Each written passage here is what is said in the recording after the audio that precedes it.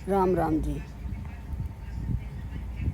वैकुंठ चतुर्दशी का पूजा का शुभ मुहूर्त रहेगा। इस साल कार्तिक मास की चतुर्दशी तिथि मंगलवार 4 नवंबर को ही मनाई जाएगी। वैकुंठ चतुर्दशी के दिन हमें सुबह ही उठना चाहिए। जो भी पवित्र नदी हमारे पास है उसमें हमें स्नान करने अवश्य जाना चाहिए।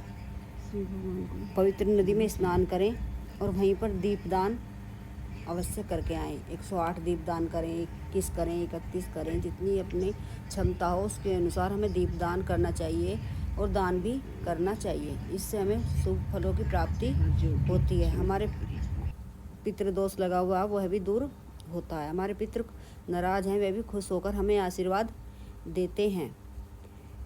और नहीं जा रहे हैं तो घर पर ही एक खाली बाल्टी में 2 चम्मच गंगा जल डालकर फिर जल भरकर स्नान करें और गंगा मैया के मंत्रों का जाप भी करते रहना चाहिए।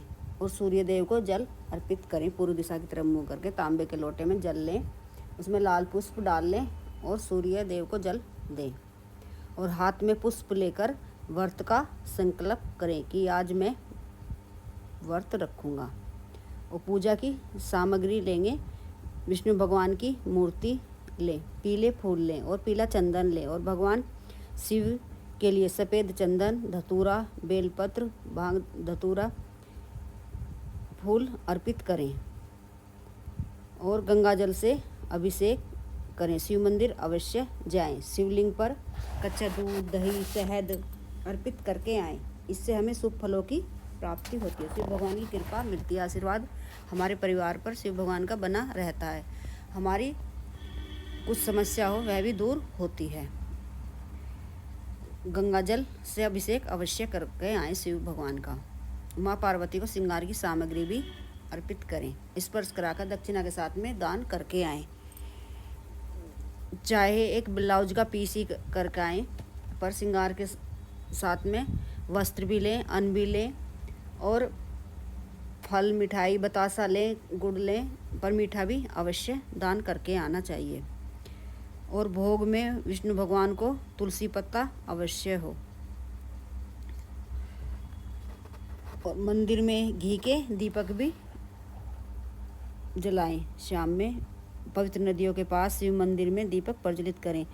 और पीपल वृक्ष में सुबह में काला तिल जल में 2 बतासा या मिश्री डालकर और एक सिक्का लेकर और एक जनेऊ पीपल वृक्ष में अर्पित करें और कच्चा सूत लपेटते रहें और विष्णु भगवान के मंत्रों का जाप करते रहें। ओम विष्णुवे नमः, ओम विष्णुवे नमः।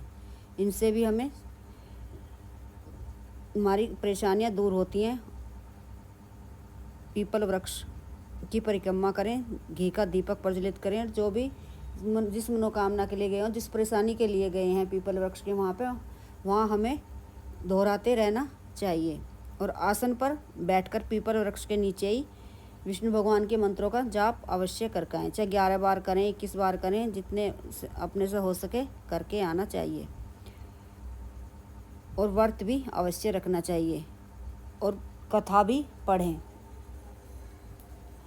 व्रत में फलाहार में हम दिन में 1 बार भोजन फलाहार करें। चाय, कॉफ़ी आदि ले सकते हैं। व्रत कथा सुनने के बाद ही हमें सबसे पहले गौ माता को कुछ ना कुछ खिला के आना चाहिए। और दीपक प्रज्वलित करके अवश्य आएँ। 1 दीपक प्रदोष काल में 5 दीपक शिव मंदिर में करके आएँ। बेल वृक्ष में करें, बड़ वृक्ष के नीचे करें, पीपल वृक्ष के नीचे दीप करके आएँ, समी वृक्ष के नीचे दीप प्रज्वलित करें, तुलसी महारानी के पास करें, अपने घर के मुख्य दरवाजे के बाहर दीप प्रज्वलित करें और अपने पूजा घर में ऐसा दीपक प्रज्वलित करें जो पूरी रात प्रज्वलित रहे। और क्षमा याचना भी अवश्य करें, प्रार्थना करें। जो हमसे गलती हुई हो उसके लिए माफ़ी अवश्य मांगें। इस दिन पूजा का तर्पण का बहुत ही महत्व होता है। नदी के पास, पवित्र नदियों के पास हमें दान पुण्य जैसे कार्य करना चाहिए। दीपदान अवश्य करके आना चाहिए। इससे हमें शुभ फलों की प्राप्ति होती है। और साथ ही पूजा करते समय, दीप प्रज्वलित करते समय हमें विष्णु भगवान के मंत्रों का जाप करते रहना चाहिए। ओम नमो भगवते वासुदेवाय नमः का जाप करते रहना चाहिए। इससे भी पवित्र नदियों में, तालाब के पास जैसा भी जल हो बहता हुआ, वहाँ पे दीप प्रज्वलित करके आना चाहिए। दीपक प्रज्वलित करने से हमारे अपने पितरों का स्मरण करते हुए उन्हें दिया समर्पित करें। आकाश दीप अवश्य प्रज्वलित करें। दक्षिणी दिशा की तरफ मुँह करके अपने पितरों के लिए दीपदान अवश्य करना चाहिए। इससे भी हमें शुभ फलों की प्राप्ति अतिशीघ्र होती है। अपने पितरों का आशीर्वाद हमें मिलता है। पितरों की पसंद की चीज़ें दान करें। उनकी पसंद की जैसे वे कपड़े पहनते थे, वैसे अपनी क्षमता के अनुसार दान करना चाहिए। जैसे ऋतु फल उन्हें जो पसंद था वो फल दान करें।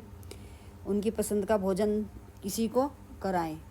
भोजन कराने से भी हमारे सभी प्रकार के मनोकामना पूर्ण होती हैं। अपने पितरों को स्मरण करते हुए भोजन का दान अवश्य करना चाहिए। घर का भोजन का दान करना चाहिए। गौशाला जाकर गौ माता को भी भोजन अवश्य खिला के आना चाहिए। वैकुंठ चतुर्दशी के दिन स्नान करके भगवान विष्णु और शिव की पूजा करें। व्रत का संकल्प लेते हैं। जैसे हम आज के दिन शिव भगवान को तुलसी पत्र अर्पित करते हैं और भगवान विष्णु को हम बेलपत्र अर्पित करते हैं। इस दिन मंदिरों में घी के दीपक भी हम प्रज्वलित करते हैं। हमारी सभी प्रकार की मनोकामना अतिशीघ्र पूर्ण होती हैं। भगवान विष्णु को मिठाई का, ऋतुफल का भोग अवश्य लगाना चाहिए। फल फूल अवश्य अर्पित करें। फूलों की माला पहनाएं। शिव भगवान को सफ़ेद पुष्पों की माला पहनाएं और विष्णु भगवान को पीले पुष्पों की माला पहनाएं। और शाम में प्रदोष काल में दीपदान करना ना भूलें। यह बहुत हमें लाभ मिलता है। इस दिन दीपदान करने से हम 1-2 दिन दान करते हैं, उसका हमें करोड़ों गुना फल मिलता है। और मंत्रों का जाप भी करते रहें। 108 बार करें। शिव भगवान के मंदिर में आसन बिछाकर बैठकर वहीं पर या तो विष्णु भगवान के मंत्रों का जाप भी कर सकते हैं और नमः शिवाय मंत्रों का जाप भी करना चाहिए। ओम नमो भगवते वासुदेवाय नमः मंत्रों का जाप करने से हमारी सभी प्रकार की मनोकामना अतिशीघ्र पूर्ण होती हैं। मंदिर में के पास दीप प्रज्वलित करने से भी 14 दीपक प्रज्वलित करने से हमारी सभी प्रकार की मनोकामना अतिशीघ्र पूर्ण होती हैं। अन्य महत्वपूर्ण बातें भी हैं जो कथा भी आज के दिन बहुत पढ़नी चाहिए और क्षमा याचना भी करें। और शाम में हमें दीपदान अवश्य करना चाहिए। अपने पूजा घर में, अपनी तुलसी महारानी के पास, शमी वृक्ष के पास, केले के वृक्ष के पास दीपक अवश्य प्रज्वलित करना चाहिए। पूरे कार्तिक महीने नहीं कर पाए हैं तो 108 दीपक हमें अवश्य प्रज्वलित करने चाहिए। इससे हमें कई गुना, करोड़ों गुना फल मिलता है। हमारी सभी प्रकार की मनोकामना अतिशीघ्र पूर्ण होती हैं। हमें दान भी करना चाहिए। क्या ना करें, बिल्कुल भी काला नीला वस्त्र पहनकर हमें पूजा नहीं करनी चाहिए और ना ही क्रोध में रहकर हमें दीपदान करना चाहिए, ना पूजा करनी चाहिए। इससे भी हमें दोष लगता है। इन बातों का ध्यान अवश्य रखना चाहिए। इससे करोड़ों गुना फल मिलता है दीपदान करने से।